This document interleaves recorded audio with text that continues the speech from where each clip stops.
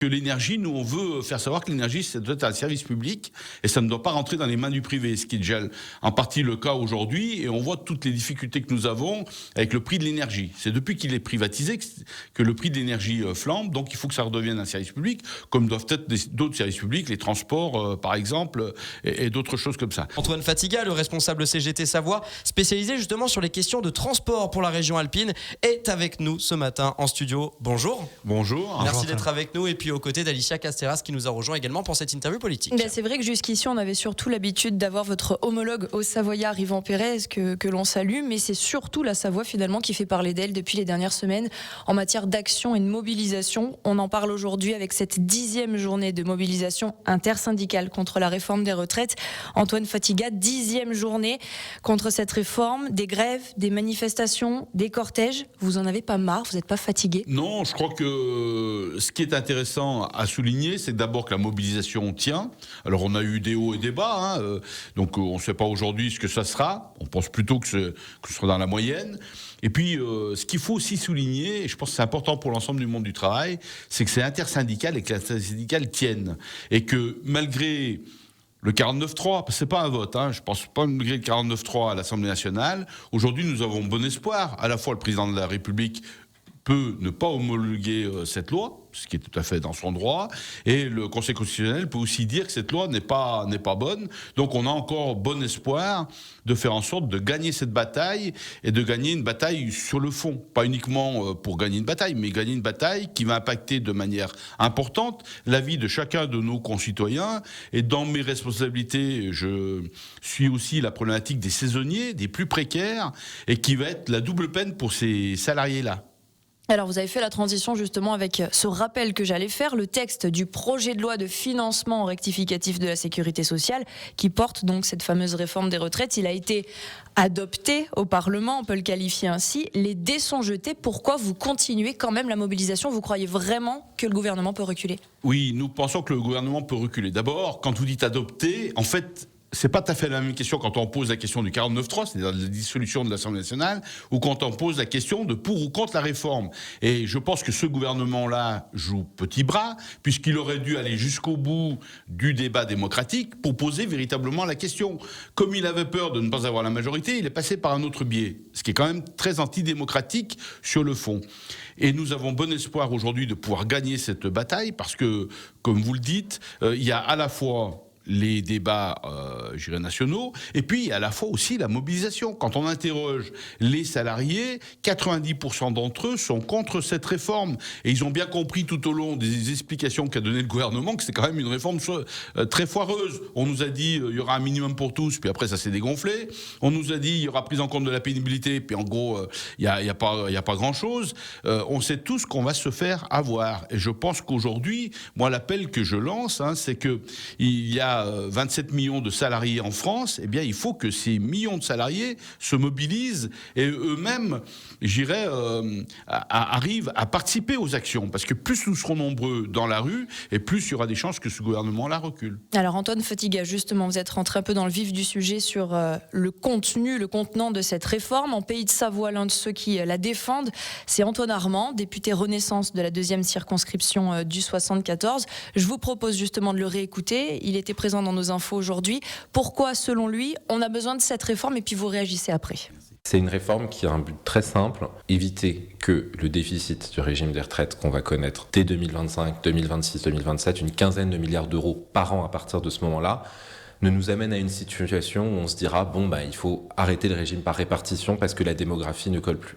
Par rapport à ça, on a plusieurs choix. On peut baisser les pensions de retraite ou on peut augmenter les cotisations, augmenter les impôts. Augmenter les cotisations et les impôts, c'est le programme de la NUPES, c'est pas notre programme. Notre programme, c'est de permettre aux entreprises de travailler, de redistribuer l'argent, et baisser les pensions, c'est évidemment pas notre but, on fait le contraire. Donc ça passe, oui, par un allongement de la durée de travail. Qu'est-ce que vous répondez à Antoine Armand, monsieur Antoine Fatiga? Eh bien, en fait, on voit bien dans ce que vous a dit le député que cette réforme n'est qu'une réforme financière. En gros, ils le disent eux-mêmes, on ne veut surtout pas prendre l'argent aux riches. Alors qu'en fait, aujourd'hui, tout le monde se rend bien compte dans la population, je pense que les gens ne sont pas idiots, que ce gouvernement-là, c'est bien le gouvernement qui donne plus d'argent à ceux qui en ont déjà et qui, en fait, appauvrit la population. Et c'est ça le débat sur la réforme des retraites. Ce que proposait l'ensemble des organisations syndicales, c'est de dire augmentons les salaires et là, on va gagner de l'argent puisqu'il y aura plus de cotisations sociales. En même temps, faisons contribuer, et beaucoup d'économistes le disent, les derniers rapports d'Oxfam le disent aussi, c'est que si nous faisions contribuer les plus riches à hauteur de 1, 2, 3%, il n'y a pas que le déficit des retraites qui serait pris en compte, mais des tas d'autres déficits, y compris celui de la santé publique. Donc on voit bien que c'est qu'une réforme financière, et dans cette réforme financière, ils ont décidé, ce gouvernement-là a décidé de faire payer les plus précaires. Et d'ailleurs, je veux dire, moi qui m'occupe des précaires, on voit bien qu'aujourd'hui, il y a de plus en plus de précaires dans notre pays, que ce soit les rapports à la fois du secours catholique, du secours populaire, que ce soit y compris, moi je m'occupe de la cantine savoyarde en Savoie, je dirais, les gens qui viennent à la cantine savoyarde, il y a encore 20% de gens qui viennent qui sont des salariés. Donc quand est-ce qu'on va arrêter dans ce monde de toujours taper sur les mêmes et un peu quand même de partager les richesses? Quand vous parlez des précaires, ça englobe notamment les saisonniers, un autre dossier que vous connaissez très bien, les femmes aussi. Oui, bien sûr,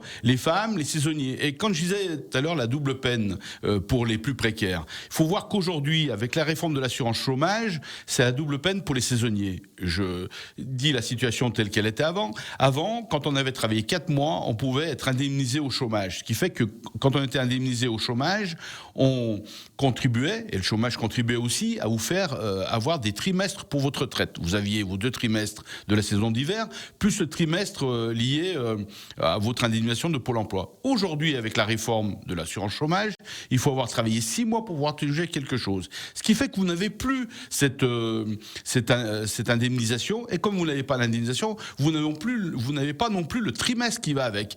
En gros, c'est votre double peine pour les gens les plus précaires. Et quand on sait que dans nos territoires, que ce soit dans la vallée de l'Arve, que ce soit en Tarentaise, il y a 10 emplois l'hiver pour 1 emploi l'été, c'est pas de la faute des gens qui y habitent. S'ils ne peuvent pas travailler, c'est la faute que l'emploi n'est pas là. Donc il faut bien quelque part qu'on prenne en compte le fait qu'il n'y ait pas d'emploi pour qu'ils puissent vivre et travailler au pays. Et je crois que c'est ça qui est fortement ressenti, et qu'y compris les mobilisations de saisonniers ont mis l'accent là-dessus, que ce soit, je dirais, des mobilisations comme on peut avoir au Carreau d'Arrache dans notre vallée ici, ou les mobilisations, je dirais, en Tarentaise, comme la Plagne ou les Ménuires. Donc on voit bien qu'aujourd'hui, pour les plus précaires, c'est vraiment la double, voire la triple peine pour les femmes. Vous parlez de mobilisation des saisonniers, justement. Est-ce que ce sont eux qui manifestent le plus aujourd'hui? On entend parler, malheureusement, ça entache aussi les mobilisations, des débordements, des violences, des affrontements. C'est qui manifeste aujourd'hui dans vos cortèges? Dans ceux qu'on voit dans les cortèges, il y a beaucoup de personnes qu'on n'avait pas l'habitude de voir. C'est-à-dire que nous voyons des gens qui sont à la fois... On voit des populations comme les artisans, comme, je dirais, y compris des petits patrons. Moi, j'ai vu à Chambéry, des précaires, comme on a vu à Moutier et ailleurs. Et tout ça fait que c'est ça qui fait un peu mobilisation. Et il y a aussi, il n'y a pas que les cheminots, mais je vois on a des camarades chez Loomis. Les Loomis ont fait des prises de service tardives toute la semaine dernière. Il y a aussi dans les remontées mécaniques des endroits où ils arrivent à débrayer 1 heure le matin avant que les stations au moment où la station ouvre, pour pas trop pénaliser la clientèle. Donc vous voyez bien, il y a des petites mobilisations qui se font jour. Alors c'est intéressant, c'est pas, moi je le dis, c'est pas encore à la hauteur de ce qu'elle devrait être, mais c'est quand même intéressant que le monde du travail se mobilise. Antoine Fatigué, on va continuer ensemble à parler de cette 10e journée de mobilisation intersyndicale contre la réforme des retraites. On parlera notamment du programme de ces mobilisations aujourd'hui, côté Savoie en particulier. On vous dit à tout de suite. Journée de mobilisation, la 10e du nom, avec donc cette intersyndicale qui ne baisse pas les bras. Rappelons, si vous suivez bien l'histoire de très très loin, la réforme des retraites, oui, a été adoptée, mais pas encore promulguée, car elle doit passer devant le Conseil constitutionnel institutionnelle. Voilà pourquoi l'intersyndicale se mobilise une nouvelle fois aujourd'hui. Peut-être que cela va vous impacter avec pas mal de mobilisation dans les agglomérations des Pays de Savoie. Début d'après-midi, milieu d'après-midi. On est justement avec Antoine Fatiga. Il est le responsable CGT Savoie, spécialisé sur les questions de transport. On va parler d'énergie aussi avec toi, Alicia Casteras. Et des différentes mobilisations possibles, justement. Antoine, est-ce que vous pouvez nous confirmer quelles sont justement les mobilisations côté Savoie aujourd'hui ? Côté Savoie, il y a, comme d'habitude, une manifestation à Albertville et à Saint-Jean-de-Maurienne ce matin à 10h. Et puis cet après-midi, à 14h, place du Palais de Justice. Il y avait quelque chose aussi du côté d'un hypermarché, je crois. Oui, il y a quelque chose, mais en fait, ça fait partie un peu des actions un peu périphériques. C'est-à-dire qu'autour de l'hypermarché, c'était aussi pour sensibiliser les gens à venir manifester cet après-midi avec un petit barrage filtrant. Il y a le traditionnel blocage des péages, vous parlez barrage, la VA rue de Chambéry. La semaine dernière, la CGT a coupé le courant durant 30 minutes à la Halle Olympique d'Albertville en plein congrès des maires. La semaine d'avant, il y avait eu des coupures aussi dans la zone d'activité Lac du Bourget.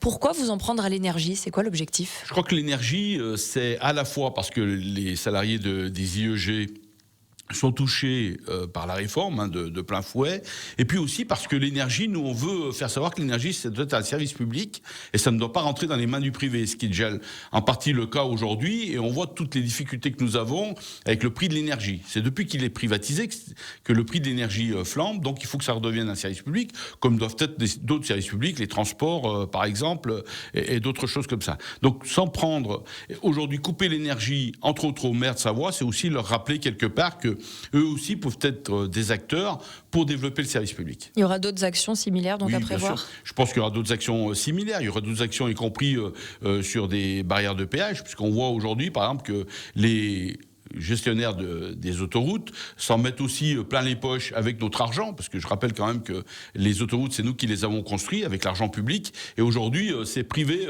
les bénéfices. Donc, quelque part, c'est aussi intéressant de ce point de vue-là de faire la même chose. Et ce qu'on observe, vous dites justement faire la même chose, c'est que c'est le cas plutôt côté 73 et pas tellement côté 74. Mais Comment vous l'expliquez ? Je pense que chaque département, après, fait des mobilisations en fonction de là où il est. Il faut aussi regarder ce que peuvent faire les gens sur place. Il est aussi tout intéressant, et je pense que c'est aussi le cas beaucoup en Haute-Savoie, d'aller aussi dans les entreprises, persuader tout un chacun qu'on peut être aussi acteur de cette mobilisation, qu'on peut non seulement faire grève, mais aussi participer aux différentes manifestations. Moi, je redis, si nous étions le triple dans les manifestations, le gouvernement aurait déjà calanché depuis un moment. Donc j'appelle tout le monde à participer à ces mobilisations et à revenir, aux fondamentaux, c'est-à-dire à se mobiliser pour faire changer les choses. Alors on en profite de vous avoir dans notre studio puisque vous êtes venu depuis la Savoie pour parler d'un autre sujet qui vous tient particulièrement à cœur et dont vous avez la responsabilité, c'est la question des transports. Tout à fait. Un point qui vous inquiète, c'est cette nouvelle fermeture du tunnel du Mont-Blanc en automne. Et pourquoi est-ce que ça vous inquiète ? Ça nous inquiète parce qu'avec les rapports du GIEC, il faut bien remettre ça en perspective, nous avons aujourd'hui le fait que les transports, et nous le savons, ça confirme ce que nous savions déjà, que les transports, c'est un des principaux facteurs aujourd'hui de pollution. Donc, et les transports routiers surtout. Donc moi qui m'occupe beaucoup de transport routier de marchandises, ce qui est inquiétant, c'est d'abord quand on ferme un tunnel, le trafic se reporte sur l'autre, c'est-à-dire sur la vallée de la Maurienne principalement, et ça se reporte en termes de transport routier de marchandises et non pas sur le ferroviaire. Donc aujourd'hui, c'est la réflexion, c'est de se dire comment est-ce on contraint, un peu à l'image de nos amis suisses, pas loin, comment est-ce qu'on contraint ce mode qui est polluant, à venir sur du mode ferroviaire. Et les Suisses ont trouvé différentes solutions. D'abord, ils ont mis en place une redevance poids lourd. En France, on ne la met pas. Mais nous sommes pour qu'il y ait une redevance. C'est-à-dire que pour chaque mode, paye ses justes coûts, y compris les coûts externes. La deuxième chose, c'est qu'en Suisse, il y a beaucoup de contrôles. En France, il n'y en a pas. Nous organisons, chaque année, sur les aires d'autoroute, des rencontres avec les routiers étrangers. Eh bien, à chaque fois, ces routiers-là dorment dans leur camion, alors que la législation européenne interdit. Ils mangent dans leur camion le week-end, alors que la législation européenne l'interdit. Et il n'y a pas de contrôle. Si nous faisions des contrôles au même niveau que les Suisses, je pense qu'aujourd'hui, une partie du report modal, eh bien, on aurait la solution pour le faire. Une des conséquences de cette fermeture du tunnel du Mont-Blanc, ça va être justement le report, notamment sur le tunnel du Fréjus. Tout à fait. C'est côté Savoie. C'est ça, chez vous. c'est pour ça. Et donc on va aller engorger et polluer une vallée, y compris la vallée, je dirais la voie rapide urbaine qui passe dans Chambéry. Et on voit qu'aujourd'hui, en fait, en gros, pour aller vite, on contraint les gens dans les zones de faible émission, dans les villes, alors qu'en fait la pollution principale c'est sur la voie rapide urbaine. Et je répète, aujourd'hui, si nous voulons faire du report modal, il faut contraindre un mode, et c'est le mode routier qu'il faudrait contraindre. Moi, je me souviens avec pas celui-là, mais celui d'avant, nous avons fait beaucoup de contrôles à la barrière de Saint-Michel, 80% des poids lourds étaient en infraction. Aujourd'hui, comment on peut imaginer que dans notre société actuelle, on peut encore laisser faire ça avec les accidentologies qui peuvent aller ailleurs en même temps, et puis avec aussi la question sociale, c'est-à-dire que quand on permet à ce mode-là de ne pas respecter la loi, il ne respecte pas plus la loi sociale, et donc il met en danger la sécurité de tous les usagers sur la route. C'est pour ça que nous, on se bat au niveau de la CGT pour qu'il y ait du report modal et pour que, à l'instar de la Suisse, chaque mode paye ses justes coûts. Et ça, je pense que, en termes écologiques, environnemental, c'est aussi très important, parce qu'on le voit dans la vallée de l'Arve, il y a beaucoup de morts dues à la pollution. C'est pareil dans la vallée de la Maurienne. Et il y a quand le développement du transport ferroviaire, c'est Bravo. l'un des messages Merci. ce matin, en Et plus transport de public cette ferroviaire. 10e journée de mobilisation intersyndicale contre la réforme des retraites. Merci Antoine Fatiga, Merci à vous de responsable m'avoir invité. CGT Merci. Savoie, d'avoir Ça été fait notre plaisir. invité. Et bonne journée de mobilisation à vous.